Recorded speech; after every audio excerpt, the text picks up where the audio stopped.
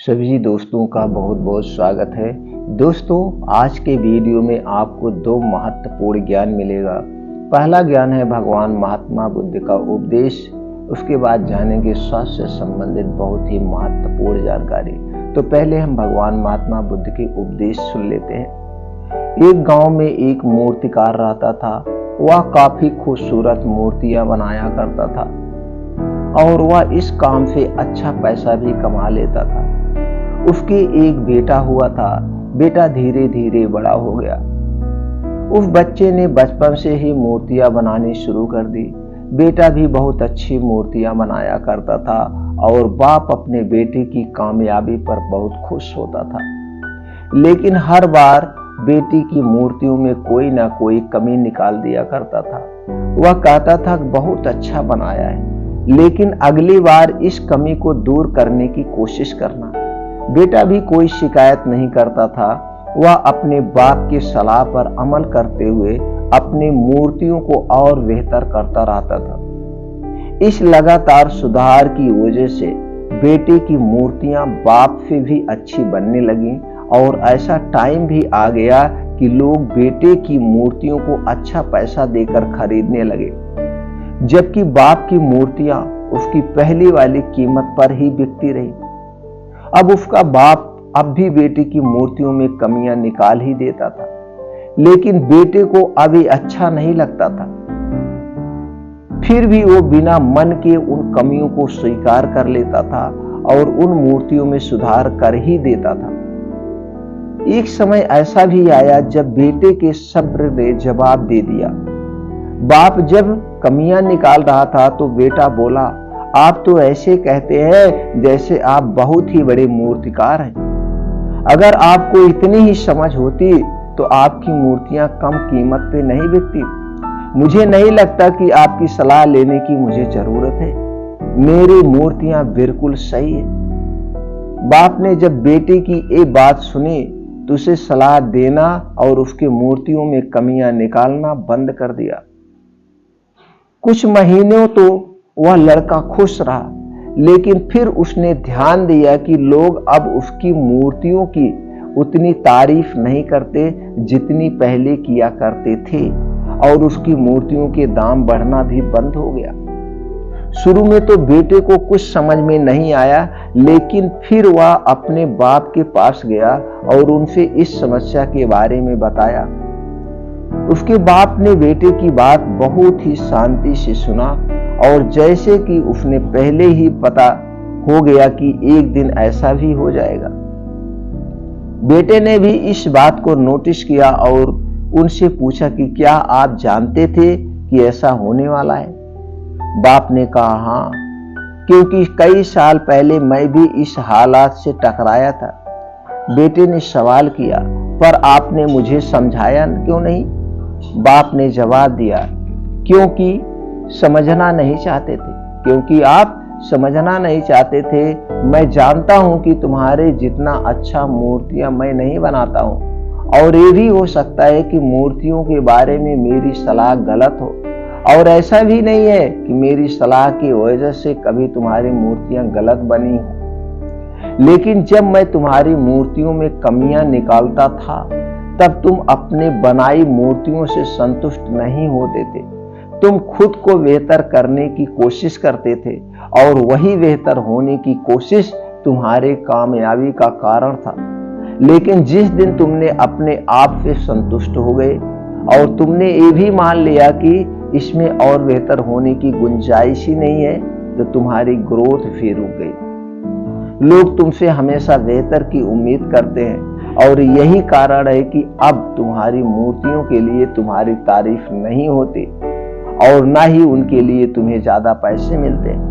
बेटा थोड़ी देर चुप रहा और फिर उसने सवाल किया, तो आप मुझे क्या करना चाहिए? अब मुझे क्या करना चाहिए पिताजी? बाप ने एक लाइन में जवाब दिया कि असंतुष्ट होना सीख लो। बहुत बड़ी बात दोस्तों, असंतुष्ट होना सीख लो। यह मान लो कि तुमसे हमेशा बेहतर होने की गुंजाइश बाकी है। यही एक बात तुम्हें हमेशा आगे बढ़ने के लिए इंस्पायर करती रहेगी, तुम्हें हमेशा बेहतर बनाती रहेगी। दोस्तों, ये हर घर की, हर समाज की कहानी है, लेकिन इस कहानी को हमें समझना चाहिए, इस बात को हमें समझना चाहिए। अगर कोई भी बेटा इस कहानी को सुन रहा है, उसे हमेशा अपने पिता से सीख लेते रहना चाहिए, क्योंकि तुम्हारे पिता के पास वो अनुभव है, उन्होंने वो चीजें सीखी हैं, चाहे वो ठोकरे खा के, चाहे जैसे। अब तुमसे जो बड़ा है, जिस क्षेत्र में आप जा रहे हो, उस क्षेत्र में जो भी आपसे बड़ा है, चाहे वो आपका गुरु हुआ, चाहे आपके पिता हुए, चाहे आपके भाई हुए, चाहे कोई आपका पार्टनर हुआ, चाहे कोई आपका मित्र हुआ, हमेशा सीखते रहना चाहिए। और सीखने के लिए चुप रहना पड़ता है, जवाब नहीं देना पड़ता है, और वह आदमी कभी भी अपने भविष्य में फेल नहीं होता, असफल नहीं होता। इसलिए हमेशा मित्रों, हमारे प्यारे दोस्तों, इस बात को नोट करना, आपको अगर आगे बढ़ना है, आपको कुछ जीवन में करना है, भविष्य में कुछ करना है, तो हमेशा अपने बड़ों से सीखते रहिएगा। और सीखने के लिए आपको चुप रहना पड़ेगा, शांत रहना पड़ेगा। हमें कभी भी अपने बड़े से डिस्कस नहीं करना चाहिए, उनमें जो भी ज्ञान मिल रहा है उस ज्ञान को हमें सीखना चाहिए और अपने आप में आगे बढ़ते चला जाना चाहिए। दोस्तों, इस छोटी सी कहानी से आपको क्या सीख मिली, हमें कमेंट सेक्शन में जरूर बताइए। चलिए मित्रों, आज हम वो जानते हैं, जैसे आपने थंबनेल पे देखा होगा, आज हम दोस्तों ऐसे जड़ी बूटी के बारे में जानेंगे जो आयुर्वेद की सबसे शक्तिशाली जड़ी बूटी है। और अगर इसे हम डेली रूटीन में या अपने जीवन में इसके फायदे को समझ करके कभी भी उपयोग करते हैं, तो दोस्तों हमारे शरीर की कई तरह से सुरक्षा करेगा। तो दोस्तों, ये कौन सी जड़ी बूटी है, या क्या हमें इसे आसानी से, जी हाँ दोस्तों, ये आपके घर के आसपास या आपके खेत के मेड़ पे, जो कहीं पे भी ये झाल झप्पड़ होता है वहां पे पाया जाता है, वहां से भी आप ले सकते हैं। नहीं तो दोस्तों इसे मार्केट से खरीद सकते हैं। तो चलिए आज जानते हो कौन सी चीज है दोस्तों, है गिलोय। गिलोय एक ऐसी औषधि है, गिलोय एक ऐसी, इसकी जड़, पत्ती, फल सब बहुत शक्तिशाली है। गिलोय का प्रयोग आयुर्वेद में बहुत महत्व दिया गया है, बहुत सारी गंभीर बीमारियों को ठीक करने की शक्ति है इसमें। तो दोस्तों आज हम जानेंगे गिलोय का काढ़ा हम कैसे लें, गिलोय का चूर्ण हम कैसे लें, इसका हम प्रयोग कैसे करें, इसके क्या क्या फायदे हैं। और उसके पहले हम जान लेते हैं दोस्तों गिलोय में क्या क्या पाया जाता है। गिलोय में पाए जाने वाले तत्व की अगर बात करें दोस्तों, quinones, flavonoids, coumarins, polyphenols, tannin, alkaloids, lactic और पॉलीपेप्टाइड, ग्लाइकोसाइड, सैपोनिट, स्टेरॉइड जैसे छोटे मोटे प्रोटीन्स, विटामिन्स हैं। यह एक प्रकार का एंटीबायोटिक और एक एंटीऑक्सीडेंट है दोस्तों। इसमें इतने सारे गुण पाए जाते हैं। अब हम इसके अगर फायदे की बात करें दोस्तों, ये वात, पित्त, कफ तीनों को बैलेंस करता है। शरीर के जो वात, पित्त, कफ है, तीनों को बैलेंस करता है। जब हमारे शरीर के वात, पित्त, कफ बढ़ जाते हैं, तभी हमारे शरीर में कोई बीमारियां होती है।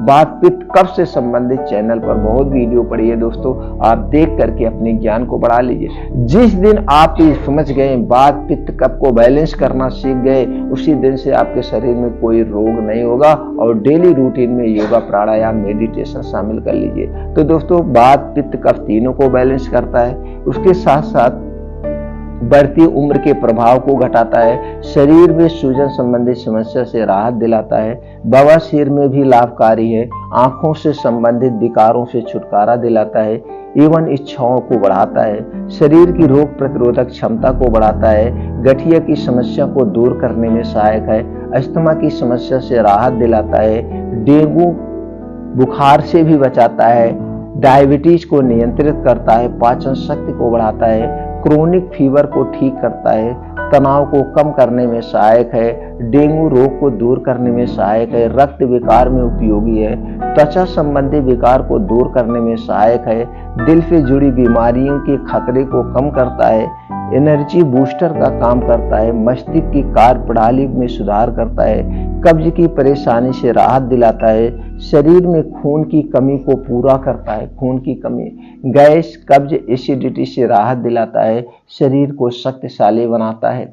और दोस्तों गठिया, बाई, बताश जो भी दर्द है, किसी भी तरह से शरीर में दर्द है, उसे शांत करता है और शरीर की रोग प्रतिरोधक क्षमता बढ़ाता है। बालों का पकना, बालों का टूटना, बालों का झड़ना, इन सब से भी हमारे इन सब रोगों से भी ये सुरक्षा करता है। तो दोस्तों आप समझ गए इसके कितने सारे फायदे हैं। इसी तरह से छोटे मोटे बहुत सारे इसके फायदे हैं। दोस्तों अब ये हम जानते हैं इसका हमें कैसे प्रयोग करना है, कब करना है। दोस्तों इसको अगर आप काढ़ा बनाकर लेना चाहते हैं तो काढ़ा बनाने के लिए आपको क्या चाहिए, काढ़ा बना के आप लेना है। इसके लिए आपको लेना है 1 कप पानी, 1 कप पानी लेना है और उसी में इसी की जो है 4 से 5 इंच का एक टुकड़ा डाल देना है। अगर आप जड़ी ऐसे खरीद के ला रहे हैं और इसे आप उबलने के लिए रख दीजिए। जब ये उबल के आधा कप रह जाए तो इसी काढ़े को सुबह शाम आपको लेना है। सुबह शाम खाली पेट आपको लेना है। कितना दिन तक लेना है?